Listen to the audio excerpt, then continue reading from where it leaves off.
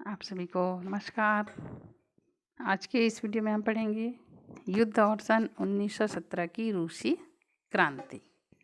इससे पहले हम पढ़ चुके हैं रूस में 1905 की प्रमुख घटनाएं, फिर रूस में जो बदलाव किया गया था जार के द्वारा वो, और 1905 में जो डूमा में घटना के बाद वहाँ पर संसद डूमा का गठन होता है। आगे हम पढ़ते हैं 1917 की क्रांति। तो 1905 में जो लोगों ने अपने जार के खिलाफ धरना प्रदर्शन किया था और जार ने दमनात्मक नीति अपनाते हुए उनके आंदोलन को दबा दिया था, तो इसके कारण कुछ वर्षों तक तो रूस में शांति व्यवस्था छाई रही। लेकिन इसी के बाद 1912 के बाद फिर से मजदूर और किसान हड़ताल करना शुरू कर दिए, विद्रोह करना शुरू कर दिए अपने शासक के खिलाफ। इसी बीच 1914 में प्रथम विश्व युद्ध शुरू होता है। अब रूस की जनता के मन में अपने राष्ट्र के प्रति प्रेम उमड़ पड़ता है और जो धरना प्रदर्शन आंदोलन चलते रहता है उसको बंद कर देते हैं और अपने शासक के पक्ष में हो जाते हैं। यह रूस में जो जार था उसके पक्ष में होकर के ये अपना धरना प्रदर्शन स्थगित कर देते हैं और राष्ट्रवादी भावना से ओतप्रोत होकर के युद्ध को समर्थन देते हैं। 2 वर्ष बाद जैसे ही जनता को पता चलता है कि रूस जो है युद्ध हार रहा है, क्योंकि प्रथम विश्व युद्ध में हम लोग देखे हैं रूस पर लगातार जर्मनी आक्रमण करके आगे बढ़ते चला जाता है और रूस को सबसे ज़्यादा नुकसान उठाना पड़ता है इस युद्ध में। तो जब जनता देखती है कि रूस की लगातार हार हो रही है तो रूस में फिर शांति बहाली करने के लिए आंदोलन होना शुरू हो जाता है और यहाँ पर रूस के सैनिक, मजदूर और किसान ये तीनों क्या है, युद्ध से थक जाते हैं कुल मिलाकर के, क्योंकि जीत भी नहीं होती है, नुकसान उठाना ही पड़ता है, तो ये थक जाते हैं। तो इसी बीच यहाँ महिलाएं आगे आती हैं और ज़मीन, रोटी और शांति को लेकर के यहाँ पर मांग उठने लगती है। यानी ज़मीन मिलना चाहिए, रोटी मिलनी चाहिए और शांति व्यवस्था स्थापित हो, इसको लेकर के मांग उठने लगती है। 23 फरवरी 1917, वास्तव में ये 8 मार्च होगा। आधुनिक कैलेंडर और रूस के कैलेंडर में 13 दिन का अंतर होता है, तो 23 फरवरी है, ये 8 मार्च होगा आधुनिक कैलेंडर के हिसाब से। इस दिन महिला दिवस भी रहता है 8 मार्च को। तो इस दिन रूस में महिलाओं ने ये जुलूस निकाला। किसके लिए? तो शांति और रोटी की मांग को लेकर रूस की महिलाओं ने जुलूस निकाला कि अब हमको युद्ध नहीं चाहिए, शांति चाहिए और सबको रोटी मिलना चाहिए।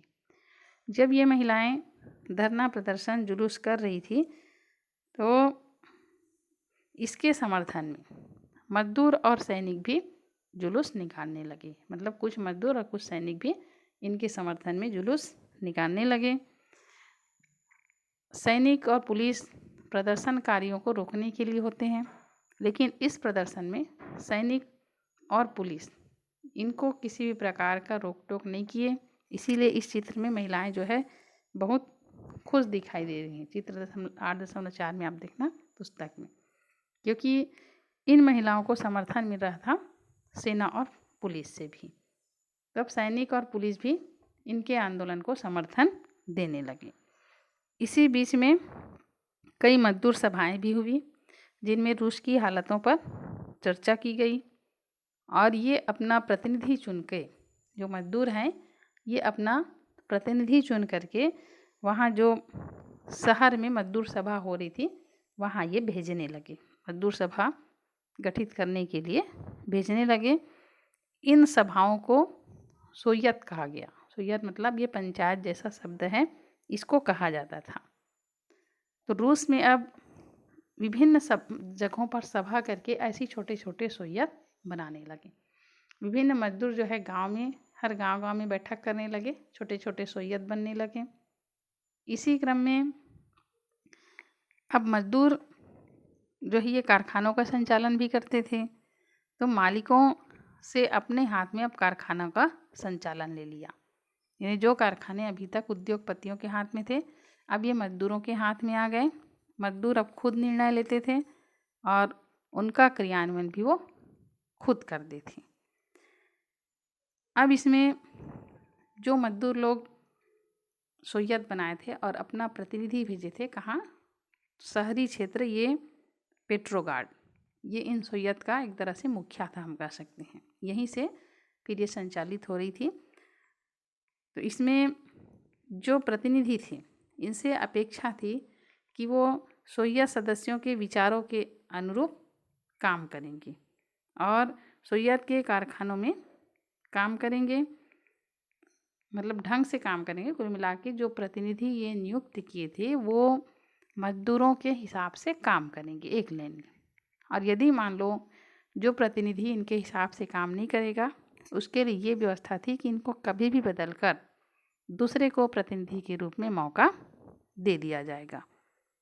तो इस तरह पेट्रोगार्ड शहर का सोयत बना, ये शहरी क्षेत्र के लिए। और फिर यानी पेट्रोगार्ड शहर का अलग सोयत, छोटे छोटे स्तर पर जो भी सैनिक थे ये अपना अलग सोयत बनाए, मजदूर लोग अलग सोयत बनाए, एक एक स्थान पर कब्जा करके अपना सोयत या ग्राम सभा जैसे ये गठित कर लिया और उस स्थान का शासन व्यवस्था अपने हाथ में ले लिए। इसी बीच सैनिकों ने भी अब सोयत बनाना शुरू कर दिया। सैनिक जो कि संख्या में ज़्यादा थे, अफसर कम थे, अफसर इन पर हमेशा हुकुमशाही अत्याचार करते थे। तो सैनिक अपने अपने टुकड़ी लेकर के अपना अलग अलग सोयत या संगठन बना लिए और जो अफसर इनके ऊपर हुक्म चलाते थे, अब उन अफसरों को अपने हिसाब से चलने पर मजबूर किया। फिर किसान अभी तक पीछे थे, गांव में किसान भी अपना अपना सोयत या संगठन बनाने लगे। और जो भूस्वामी थे, जो किसान के ऊपर, इससे पहले हम पढ़े हैं गांव में किसानों के ऊपर जो अत्याचार होता था, तो ये भूस्वामी से उनका दुकान, सामान, खेत खलिहान, अनाज सब लूटने लगे। तो कुल मिलाकर शासन व्यवस्था अब जनता के हाथ में आ गई, जिसमें किसान, मजदूर और सैनिक, ये तीनों प्रमुख थे। पूरे क्षेत्र को इन लोगों ने जहाँ जहाँ जिनको मौका लगा वहाँ वहाँ ये अपना शासन व्यवस्था स्थापित करने लगे। और कुछ ही दिनों में जारशाही शासन समाप्त हो गई और जितने भी लोग थे खुद अपनी मर्जी से रहना शुरू कर दिए। देखते देखते देश में 2-4 दिनों में ही पूरा शासन तंत्र समाप्त हो गया और अंत हो गया और लोग जो है अपने अपने तरीके से जहाँ जहाँ वो कब्जा किए थे अपने अपने हिसाब से सत्ता स्थापित करने लगे। अब इसके बाद जार का गद्दी छोड़ना, यही 1917 की क्रांति है रूस में, जो कि गांव से लेकर शहर तक हर जगह हुई थी। जगह जगह धरना, प्रदर्शन, आंदोलन, ये सब छोटे छोटे सोयत बना करके कब्जा कर लिए थे। तो जार का गद्दी छोड़ना, तो इसमें जो पेट्रोगार्ड सोयत बना, ये पेट्रोगार्ड जार की राजधानी थी, यहीं से शासन संचालित होता था। तो पेट्रोगार्ड सोयत और वहाँ के जो जनता है, इससे पहले जो बैठक हुआ था इसमें हम देखें, इनके आक्रोश को देखते हुए फिर डूमा जो संसद है वो जार को सलाह देती है कि आप अपना गद्दी छोड़ दो, है ना, क्योंकि यदि गद्दी नहीं छोड़ता तो हो सकता है जार की हत्या भी कर दी जाती। तो डूमा ने सलाह दिया कि आप अपना गद्दी छोड़ दो और डूमा को नया मंत्रिमंडल बनाने का मौका दो, नया मंत्रिमंडल गठित करने की अनुमति दो। तब फिर जार की जो सेना थी, जिसके दम पर जार शासन करता था, वहाँ पर भी विद्रोह फैल गया। तो किसान, मजदूर, सेना, सब जगह से विद्रोह के स्वर जार के खिलाफ उठने लगे। तो इसको देखते हुए अंत में जार को अपना इस्तीफा देना पड़ा, गद्दी छोड़ना पड़ा। ये 2 मार्च 1917, ये रूस के कैलेंडर के हिसाब से, और आधुनिक कैलेंडर के हिसाब से 15 मार्च 1917 को जार को अपना गद्दी छोड़ना पड़ा। और ये पूरी घटना को कहा जाता है फरवरी क्रांति के नाम से जाना जाता है। फरवरी क्रांति क्या है इसको देख लेंगे। 2 मार्च 1917 को, आधुनिक कैलेंडर में 15 मार्च, तो इसको जब जार गद्दी छोड़ता है तो इसी को ही फरवरी क्रांति के नाम से जाना जाता है। अब इसमें डूमा में जो मध्यम वर्गीय सदस्य थे, इन्होंने फिर मिल करके एक मंत्रिमंडल का गठन किया और जिसे अस्थायी सरकार कहा गया।